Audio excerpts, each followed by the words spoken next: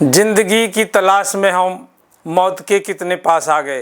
नमस्कार दोस्तों, मैं जूस अंकल और बिजनेस की पाठशाला में आपका स्वागत है। दोस्तों, प्रकृति हमें बहुत सारे इशारे करते हैं, लेकिन वो हमारे ऊपर है कि हम उसको समझते हैं या नहीं समझते हैं।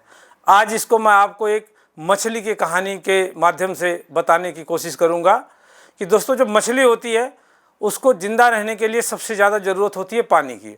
इसलिए मछली हमेशा पानी की तलाश में रहती है। और सबसे ज़्यादा पानी कहाँ होता है? समुद्र में। और मछली भी समुद्र में रहती है।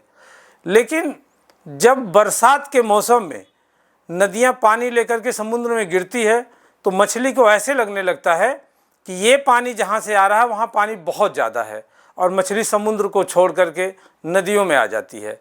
जब आगे का सफ़र चलती है मछली, तो बरसात का पानी छोटी नदियाँ बड़ी नदियों में आके गिरती हैं तो उनका फ्लो ज़्यादा होता है, तो मछली को लगता है कि ये पानी जहाँ से आ रहा है वहाँ पानी बहुत ज़्यादा है, और मछली बड़ी बड़ी नदियों को छोड़ करके छोटी नदी में चली जाती है।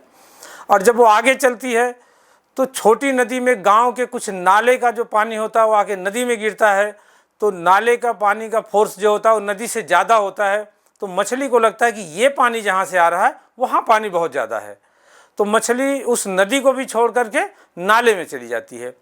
अब आगे जब चलती है तो बारिश के मौसम में खेत के पानी कुछ नालियों से होकर के उस नाले में गिरते हैं, तो नाले से ज़्यादा प्रेशर नाली का होता है, तो मछली को लगता है कि यहाँ पानी ज़्यादा है, और मछली उस नाले को छोड़ करके नाली में आ जाती है।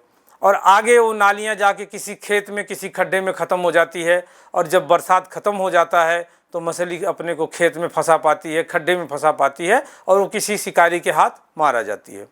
यही हमारे ज़िंदगी में भी हो रहा है। असल ज़िंदगी में हम लोगों के साथ यही हो रहा है कि आज अपने बड़े बड़े घर छोड़ करके लोग शहरों में आकर के एक एक रूम के किराएदार बने हुए हैं।